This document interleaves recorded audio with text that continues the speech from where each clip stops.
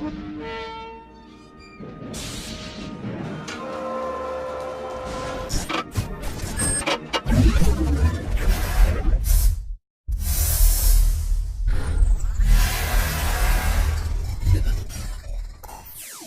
is up, everybody? John the Morgal here. Just wanted to touch on a couple of things that have sort of stumbled across my path, or my path has stumbled across in the last week or two.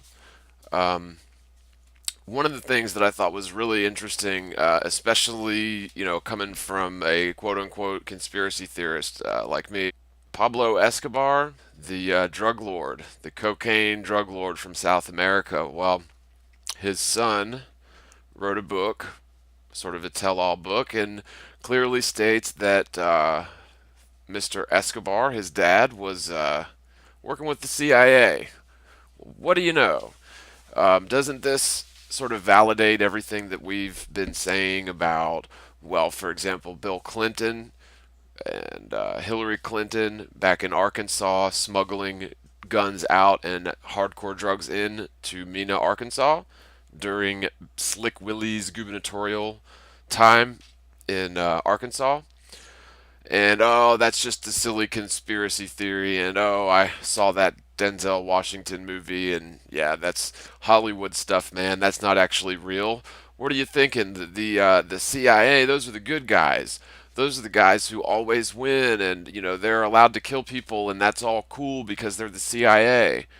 Well, not really. As far as we can tell, the CIA probably had a lot to do with JFK's assassination. No thanks to the Bush family, I'm sure of that. But the CIA and all these government institutions are parasites. And then you get into the WikiLeaks dumps, where these national spying agencies are. I mean, and this isn't anything that we didn't already know, but it's confirmation of it. And it makes you wonder: is the mainstream narrative pushing out all this truth in order to, uh, get people sucked in? I mean, that'd be a stupid move. But I've been saying for years that the DEA and the CIA and different drug agencies and government agencies have been the ones responsible for bringing drugs into America, and especially the inner cities. And this confirms it, coming from Pablo Escobar's own son. The other thing I wanted to touch on real quick is the indiscriminate, it seems, bombing that doesn't really seem to be getting too much mainstream media coverage in the Arabian Peninsula. Um, you know, f- I just really hate to say this, but for those of us out there, and I'm not some liberal, I'm not a Democrat, I'm not a Republican either, nothing anymore, really. It's a two-party false dichotomy system. It's put there in order to divide people as opposed to, bring us together so that they can control us with talking points. Um, but so I'm not saying this from any sort of partisan position. Um, War is bad. It just is. And, according to the United States narrative, and there's lots of Trump supporters who are just hopping on board with this because, it's Trump's presidency, but we're bombing people in the Arabian Peninsula. And, they might kill some terrorists, whatever that even means anymore.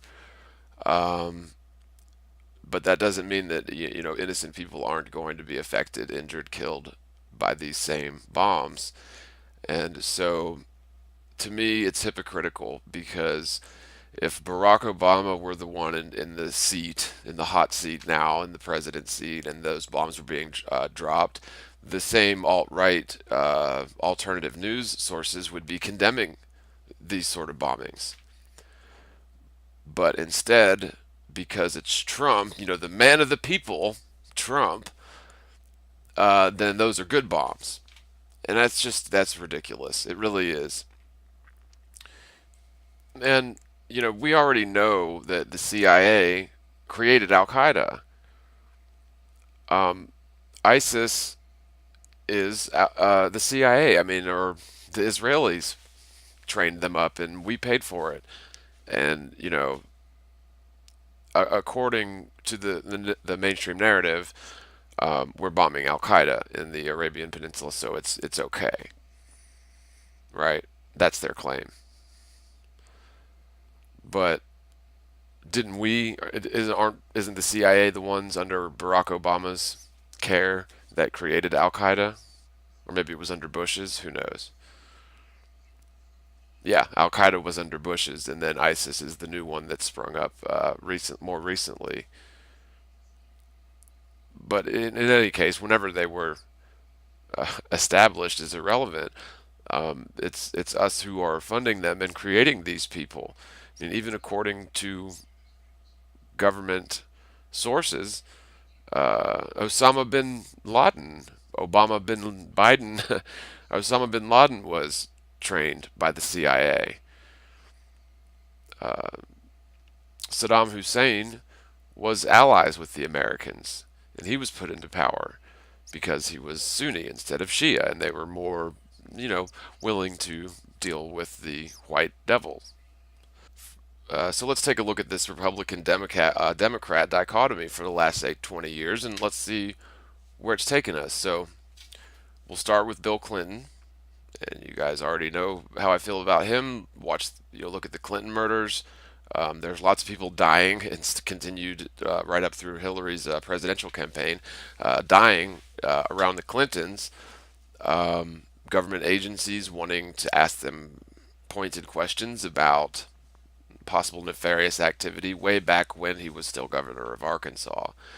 So instead of Bill Clinton getting in trouble for these sort of things, really hard, bad hardcore stuff like running drugs, running guns, murder, that's about as hardcore as it gets, right? What was he impeached for?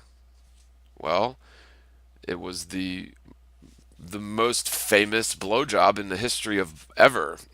That's the one, complete with a blue dress with the jizz stain on it as the damning evidence, right? And so to me, that was sort of a slap in the face of the people who were after the Clintons. I mean, really, the whole thing started with underhanded real estate deals uh, that Hillary was invested in, and Bill sort of helped her achieve through his power, as governor of Arkansas. But so when Clinton was impeached, everybody sort of ran away from the Democrat side, which is intentional, and we got W. George W. Bush. And it's funny because his whole cabinet basically was members or affiliated with this think tank called PNAC, the Project for a New American Century. And PNAC was a neoconservative, ultra-conservative, right-wing group that wrote this manifesto called Rebuilding America's Defenses. This was pre 9/11. This was like a full year and then some, if I'm not mistaken, prior to 9/11 2001, prior to Bush's election, when they essentially wrote in this Rebuilding America's Defenses document that they have a goal for the future of America in the 21st century, which we're in now, obviously. They had a goal for the 21st century, kicking it off, to sort of reposition America as the dominant force of the world. And their whole mentality was is they wouldn't be able to pull this off because, by the way, a lot of these guys have affiliations with the military-industrial complex. As sad as it is to say, it's extremely lucrative to be in the war business, right? And so these guys, these Illuminati guys with PNAC, they said that in order to, get the American people on board with their vision of the 21st century, then they would really need some sort of a catalyzing event, uh, something like a new Pearl Harbor. And that's almost a direct quote, if not a direct quote, but it's very close. That's essentially what they said, is that they wanted some sort of a new Pearl Harbor in order to the catapult America into the 21st century. And of course, within just a few months of W's election, they got it. They got exactly what they wanted in terms of the September 11th attacks. And really, they had, even though a lot of people didn't really like George W. Bush, his approval rating went, skyrocketed, and everybody rallied the wagons behind this idea that we needed to go to war against terror, right? A war against terror, as ridiculous as that is. And we're still sort of feeling the repercussions of that today. And of course, that's exactly what they wanted. The war on drugs still hasn't ended, and that's been going on for decades. And of course, the DEA and the CIA are at fueling that fire by bringing drugs in, especially into the inner cities, bringing drugs overseas into America so that they will have a function. So that's the number one goal of any government institution, is to preserve the need for their function. And to, I mean, this is a poor analogy, but if you run a fire department, if you think like these guys, then you need covert arsonists on the fire department to go start the fire so that you guys will have something to do. That's exactly what the DEA has done. That's exactly what the war machine has done.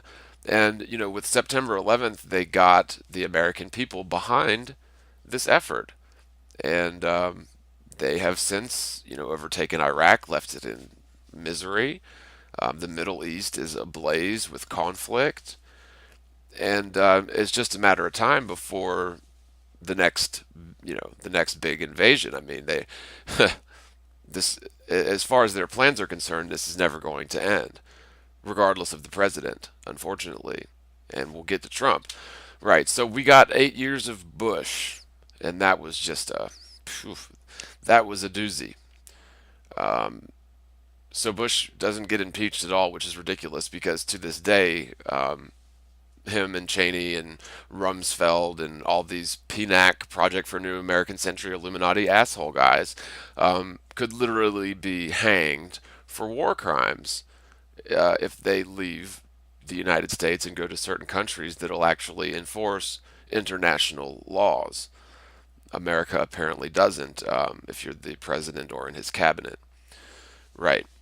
So after Bush, people were running away from Republicans. Does that sound familiar at all? Yeah, a little bit. But this time it was different. It wasn't just a blowjob. Everybody's thinking that this dude's crazy. There was, most people figured out by the time that W was done being president that it was planned all along to have that never-ending war that we're still in. And so people saw Barack Obama.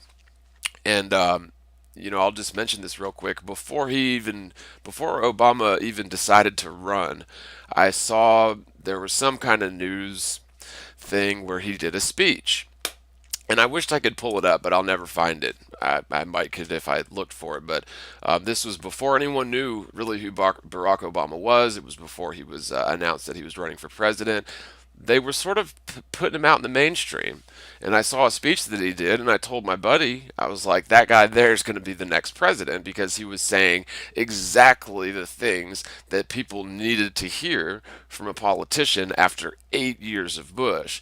I mean, it was a common sense thing to run away from rich, old, plutocratic white dudes. And, Barack Obama seemed to fit that role very well, to a T, in fact. He was the first black president, so you had a lot of people supporting him just for that alone. And it was almost as if, the dude got a Nobel Peace Prize before he had even done anything. It was like they must have selected him for that Peace Prize the instant he was elected. And, I guess you could probably research this, but I'd really like to know the grounds that they gave him that Peace Prize for. It's sort of convoluted, but he hadn't done anything. He had been president.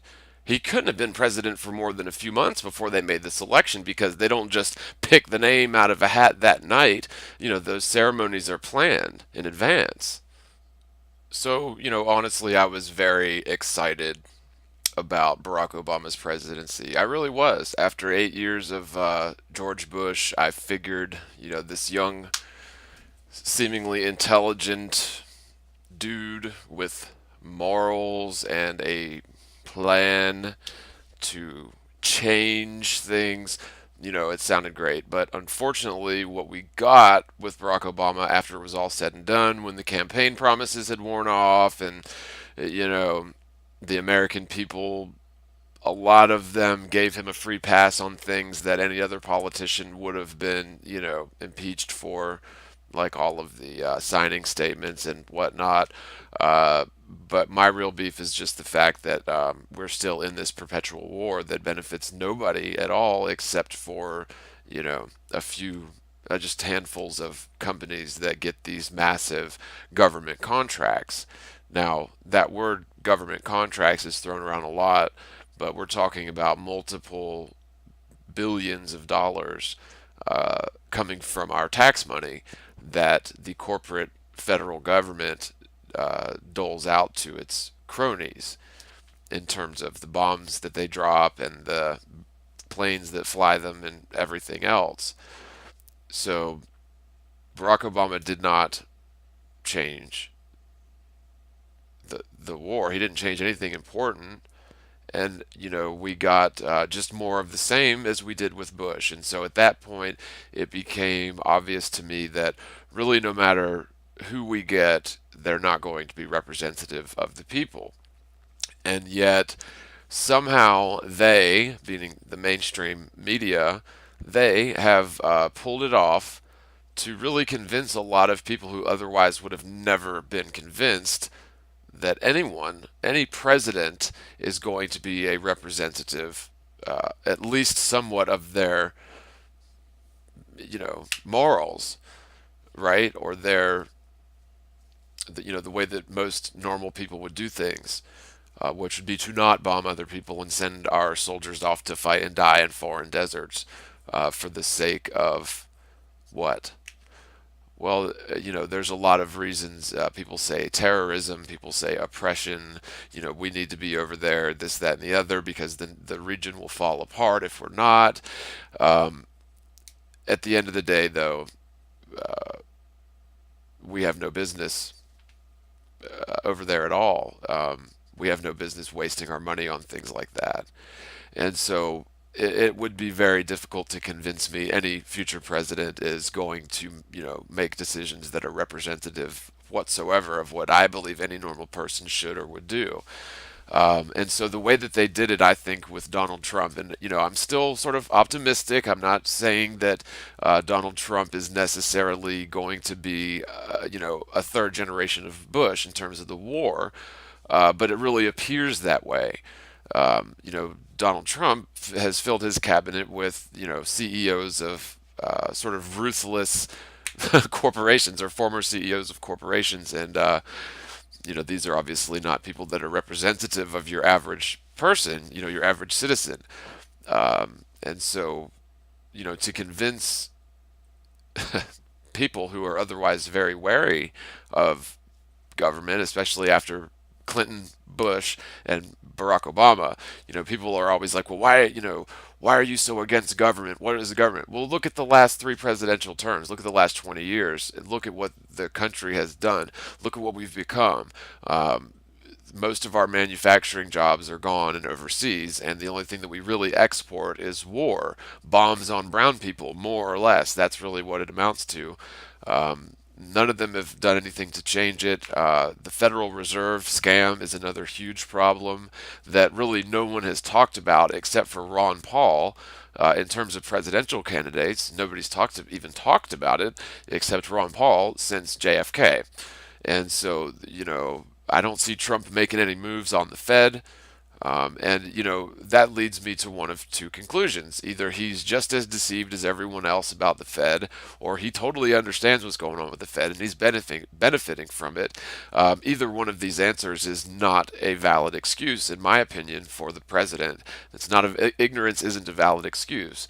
And so, at worst, he's ignorant, and at best, he's in on it. Okay, but in order to convince people that Trump was a man of the people, instead of him actually being a man of the people, then of course he was ostracized by the media. The polls projected that he would lose. Um, these sorts of things. First of all, I should mention, Donald Trump is probably the first person to be famous for being a rich asshole. Okay. 20 years ago, there weren't reality shows about everything, so you didn't have Paris Hilton and the Kardashians and whatnot. So being a rich asshole was something that you did, and you didn't become famous for it. But except unless you're Donald Trump, okay. And so for decades, this guy really got under people's skin. And the long and short of it is, he's a TV actor, multi-deca billionaire, and he's the world famous rich asshole. Okay.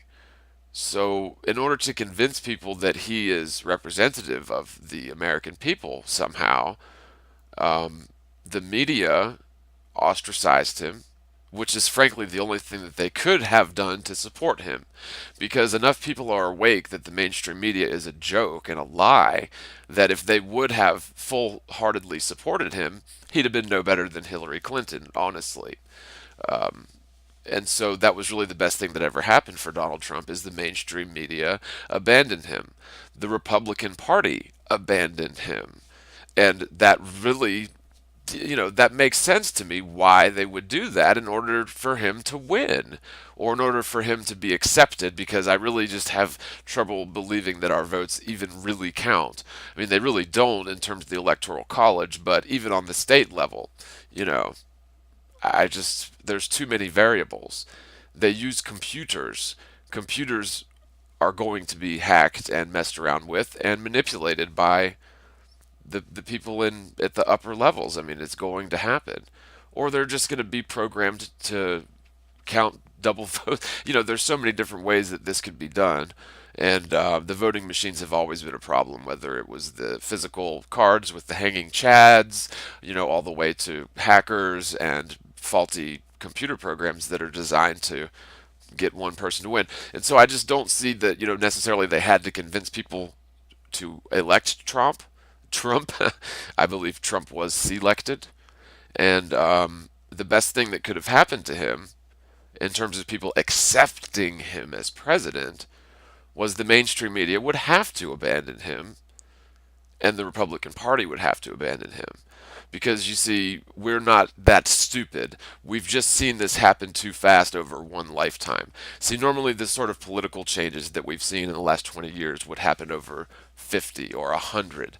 But we've just seen things changing so fast that we've caught on to it.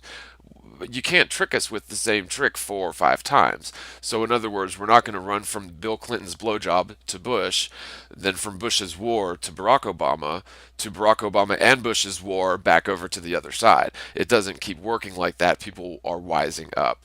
And so, to me, the only way that Trump could have been accepted, especially by the very usually skeptical and savvy alternative media, really fell for this, because all the signs were there that, this guy is a rogue.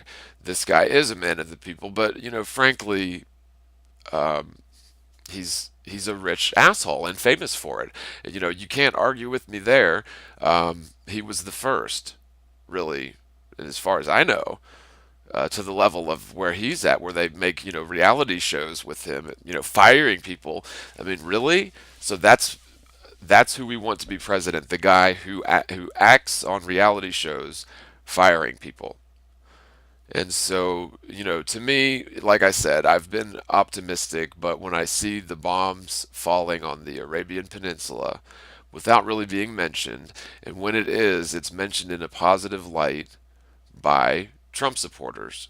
And so, to me, this is the psychology that they use. Really clearly, I can see what they're doing is, for some reason, people feel like as if they can relate to Trump for some reason, because he has been painted as this rogue man of the people, which, I'm sorry, anybody that I know would not allow for bombs to be indiscriminately dropped on the Arabian Peninsula without the consent of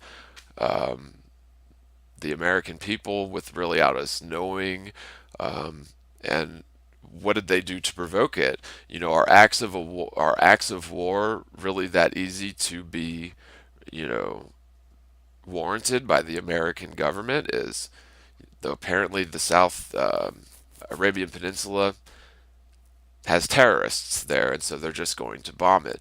And it's not just there. I mean, we see rumors of war all over the place, and you know, in terms of Russia and the United States, I'm sorry, but it's just very apparent to me, at least, that the United States and Russia have been allies all throughout the Cold War.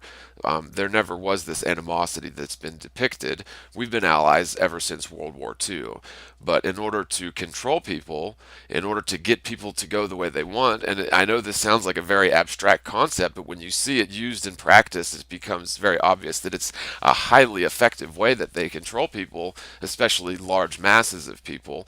And that's, it's just plainly obvious that's what they're doing. In order to get people to agree with what this really quite hideous and evil government is doing, then they put people in place that people feel like for somehow they can relate to, and so therefore whatever is going on, and that person is, in the hot seat, then that's all fine, and we have to sort of rally behind them. And frankly, that's exactly what we don't need to be doing. We have no business over in basically every country in the world, policing the world, while the home country goes to down the shit river, which is exactly what's happening. I mean, we've got ghost cities, we've got an economy that is built on lies and essentially debt slavery in terms of the Federal Reserve and members FDIC fractional reserve platforms, which essentially effectively does nothing except for print and loan our money out of existence. Right. And so Donald J. Trump is not doing anything about that, nothing about the war. We're seeing more and more war rhetoric, and, you know, maybe he has no choice. Again, I mean, I guess I'll still give him the benefit of the doubt, but at the same time, I'm not that stupid. And I realize that in order to get to the level where he's at in terms of business, then you essentially have to be on board with this more or less Zionist agenda. And there's more to it than just that, but that's a big part of it. It's just such a weird, bizarre thing because you have right in the same sort of concoction, you have fascist Nazi ideologies and Zionist ideologies wrapped up into one. It's very bizarre, but it's there. I mean, the connections and the ideologies. In terms of Nazis, look at Bush and Bush, and Bush one's daddy, Prescott Bush, was trading. He was found to be trading with the enemies during World War II. So there's your connection, and just look at the practices of the Americans and the Germans leading up to America's involvement in the war. Pearl Harbor, the false flag incident of that era. We were very much on the same level with the German people in terms of science and politics and eugenics, and there was definitely that connection. And now we see the sort of Talmudic Zionist connection in the media and in the government. And I'm not saying let's start bashing anyone because of their race. I'm saying there's simply no room for despoty and bigotry in this world, and that just appears what we're allowing to control things.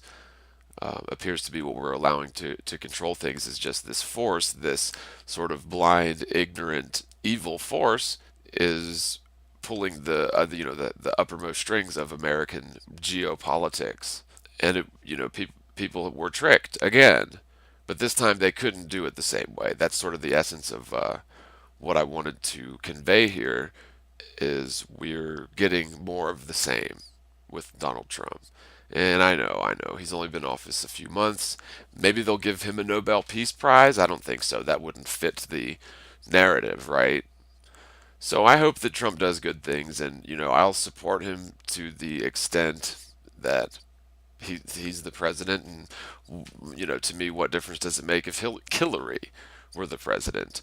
Because we'd probably still be bombing the South Arabian Peninsula last week, or probably right now as I record this, who knows? But they were doing it just a few days ago, and it wasn't widely reported. We got a lot of rumors of stuff about North Korea and Russia and this and that, but it wasn't. I mean, maybe it was. I don't watch the mainstream media anymore, but you just think that there would have been more internet buzz around these, terrorist bombings in the South Arabian Peninsula last week. You'd think that there'd be more buzz around Pablo Escobar's son admitting that his dad was working with the CIA. And, the whole really Escobar played a big role in that drug war, and it just goes to show you that these government institutions aren't to be trusted. People say that, about people like it's a derogatory statement. Oh, they don't trust the government. They're a conspiracy theorist. Well, frankly, I mean, if you don't trust a known pathological psychotic liar, then you really can't blame somebody for that, right? And so when you see that the government in the form of the CIA has been lying, or the DEA has been lying about the drug war, lying about Escobar, they were funding him. Probably people like Bill Clinton at the very top positions, like governor, were the ones responsible for running those drugs in and guns out of Mena, Arkansas. And people have said, though, that's a silly conspiracy theory, and now we get confirmation that the South American drug lords were indeed working with the CIA in this vast, unimaginably vast drug business. And so in Afghanistan, for example, you've got vast poppy fields, which is what a lot of those farmers apparently are solely farming now because of the U.S. crave for the heroin trade. So I don't know. It's just so much crazy stuff going on, and the important things get ignored, and we see the unimportant things being pushed, as important when they're just not. When you see also that entities like NASA have been lying about everything from going to the moon to the very shape and nature of the Earth since their inception. And in fact, there's Nazi ties with NASA as well in terms of the Operation Paperclip. There were thousands of Nazi scientists smuggled through the rat lines to America to help spearhead NASA, including Werner von Braun as the sort of the most high profile. But it certainly was more than just one Nazi dude, right? How can you possibly trust the government unless you're just totally brainwashed? So, don't say that like it's such a bad thing. And at the same time, we need to be able to live in a world where we can trust our government, and the government that we have is just simply totally corrupt from the ground up.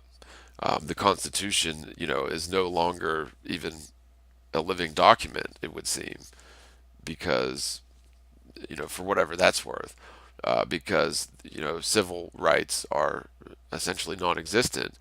Um, the United States of America has the largest prison population in the world per capita, and I believe in terms of bulk number, probably in history, the largest prison population in world history, because there are a lot of violent criminals due to a product of the mainstream narrative. That's what they want to breed. And I'm sorry, but if you're sitting in front of the TV for 6 hours a day on average, and not doing much else with your time but working, you're going to think a certain way based on all of those shows and movies that you've watched that are directed by people that are specifically trying to program the way that we behave, subtly at times, and very profoundly in other times, as subtly as buying a Coca-Cola over a Pepsi, which seems sort of trite, and it is, but they spend billions of dollars on that. And then, of course, you have a more sort of profound decisions that we make, or things that we approve of, based on this mind control machine. And they know what they're doing. So I just think that it's important that we're careful. Um, Update on the book. It's coming along great. I've got over 70 pages done with diagrams. It's going really well. In terms of the crowdsourcing, so far we've raised $1,113.68. I want to thank everybody that has contributed. I'll put up a link here that you can support the effort. My first stationary plane flat Earth book. Um, so I am working on that, and I'll be working on that for probably a couple months, but it is doing really well. People are supporting, so that's great. Thank you guys so much for that. And with that, I'm probably going to peace out. It's been sort of a long day, and I'm a bit tired, but I just wanted to sort of, mention these few things really quickly because I couldn't believe it. I found out that Pablo Picasso's, is that his first name? Am I saying this wrong the whole time? I bet you I am. Pablo Picasso, Pablo Escobar. Let me just check this first. I have to see now. Yeah, his name's definitely Pablo Escobar. Uh, yeah, that's just crazy. His son came out and admitted that the CIA was involved or backing, allowing Escobar to operate.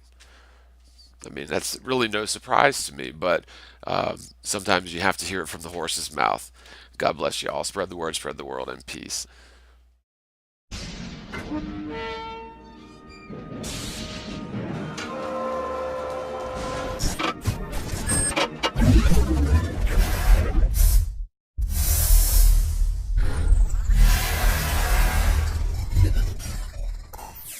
What is up, everybody? John the Morgal here. Just wanted to touch on a couple of things that have sort of stumbled across my path, or my path has stumbled across in the last week or two. Um, One of the things that I thought was really interesting, especially coming from a quote unquote conspiracy theorist like me, Pablo Escobar, the drug lord, the cocaine drug lord from South America. Well, his son wrote a book, sort of a tell-all book, and clearly states that Mr. Escobar, his dad, was working with the CIA. What do you know? Doesn't this sort of validate everything that we've been saying about, well, for example, Bill Clinton and Hillary Clinton back in Arkansas smuggling guns out and hardcore drugs in to Mena, Arkansas during Slick Willie's gubernatorial time in Arkansas? And oh, that's just a silly conspiracy theory. And oh, I saw that Denzel Washington movie, and yeah, that's Hollywood stuff, man. That's not actually real. What are you thinking? The CIA, those are the good guys. Those are the guys who always win, and they're allowed to kill people, and that's all cool because they're the CIA. Well, not really. As far as we can tell, the CIA probably had a lot to do with JFK's assassination. No thanks to the Bush family, I'm sure of that. But the CIA and all these government institutions are parasites. And then you get into the WikiLeaks dumps, where these national spying agencies are. I mean, and this isn't anything that we didn't already know, but it's confirmation of it. And it makes you wonder: is the mainstream narrative pushing out all this truth in order to, uh, get people sucked in? I mean, that'd be a stupid move.